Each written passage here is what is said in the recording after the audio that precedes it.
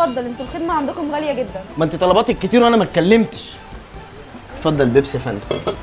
لا معلش انا عايز بيبسي بس مش مصري. هلا والله، كيفك؟ كيف الاخبار؟ شو الحال؟ شو علومك؟ شو دراساتك؟ شو رياضياتك؟ اتفضل البيبسي. ايوه تسلم ايدك. حبيبي الف هنا. يا فندم يعني ايه حضرتك عايزه كل الاضافات كادو؟ ما نقدم لك على عمر احسن. لو سمحت عايز اطلب اوردر. لحظات اكون مع حضرتك حالا. لا معلش انا مستعجل. اتفضل. لو سمحت محتاجه ايس موكا يكون دارك شوكليت، اكسترا ويبنج كريم، اكسترا شوت اسبريسو، اكسترا فليفر كراميل. تمام، كسترة تحت امرك، اتفضلي استريحي وانا اجيب لحضرتك. اعمل لنا واحد سي بي سي كسترة نسكافيه بس كبر الوش شويه. مفيش خصم ولا ايه؟ انا صاحب الاونر. يا باشا الاونر عليه فلوس، لو شفت قول له يجي يدفع الرواتب المتاخره. لو سمحت محتاجه باستا وايت صوص مع ريد صوص. ده زي الملوخيه على الرز كده.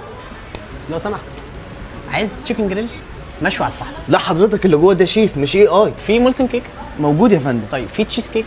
موجود. براونيز موجود. موجود يا فندم. طيب عايز واحد شاي. واحد شاي.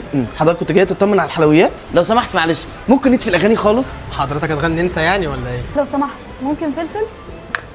لو سمحت ممكن ملح. لو سمحت ممكن كمون. لو سمحت ممكن تطلعي بره. الاستيك ده مش كويس. مش كويس ازاي يعني؟ شتمك ولا ايه؟ اتفضل يا شيك يا فندم. معلش احنا 4، ممكن تقسم الشيك على 4؟ لا حضرتك ده شيك مش اعلان وراثه. طب خد طيب.